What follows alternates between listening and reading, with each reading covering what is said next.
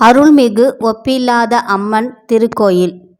வாழ்வில் எல்லா மங்களங்களும் கைகூடவும் சகல செல்வங்களும் கிடைக்க இங்கு பிரார்த்தனை செய்து அது நிறைவேறியதும் மஞ்சள் குங்குமம் வளையல் சாத்தி தங்கள் நேர்த்திக்கடனை செலுத்தலாம்.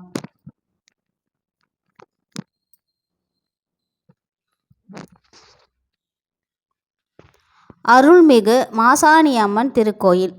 குடும்ப பிரச்சனை, நம்பிக்கை துரோகம், மனக்குறைகள், புத்திரதோஷம், நோய்கள், வில்லி சூனியம் நீங்க திருடு போன பொருட்களை மீட்க வேண்டிக் கொள்ளலாம்.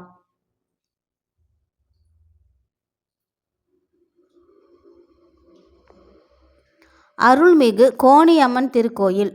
இங்கு வேண்டிக்கொள்ள திருமண தடை நீங்கும், குழந்தை பேறு கிட்டும், நோய்கள் நீங்கும், தொழில் விருத்தி அடையும், நோய் நீங்கவும் மாங்கல்ய பாக்கியத்திற்கும் வேண்டிக் கொள்ளலாம்.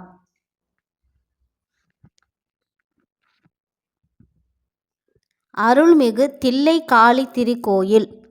மகம் நட்சத்திரத்திற்கு இவள் அதிதேவதை என்பதால் அந்த நட்சத்திரத்தில் பிறந்தவர்கள் தங்களது வேண்டுதல் நிறைவேற இவளுக்கு அர்ச்சனை செய்து வழிபடலாம்.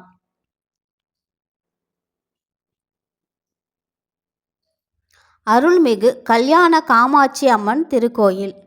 வேண்டுதல் நிறைவேறினால் இங்குள்ள அம்மனுக்கு அபிஷேக ஆராதனைகள் செய்து வஸ்திரம் சாற்றி நேர்த்தி கடன் செலுத்தலாம்.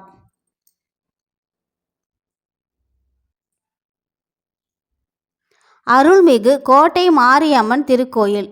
இங்கு அம்மனை வேண்டிக் கொண்டால் குழந்தை வரம் கிடைக்கும், அம்மை உடல் உறுப்புகள் குறைபாடுகள் நீங்கும் மற்றும் தீராத நோய்களும் குணமாகும். அருள்மிகு காளியம்மன் திருக்கோயில். திருமண தடை நீங்கவும் குழந்தை பாக்கியம் கிடைக்கவும் வேண்டலாம். வேண்டுதல் நிறைவேறியதும் தீச்சட்டி எடுத்தல், சேவல் படைத்தல், பொங்கல் வைத்தல், ஆடி வெள்ளியில் கஞ்சி காய்ச்சி ஊற்றுதல் ஆகிய நேர்த்தி கடன் செலுத்தலாம். அருள்மிகு பத்ரகாளியம்மன் திருக்கோயில்.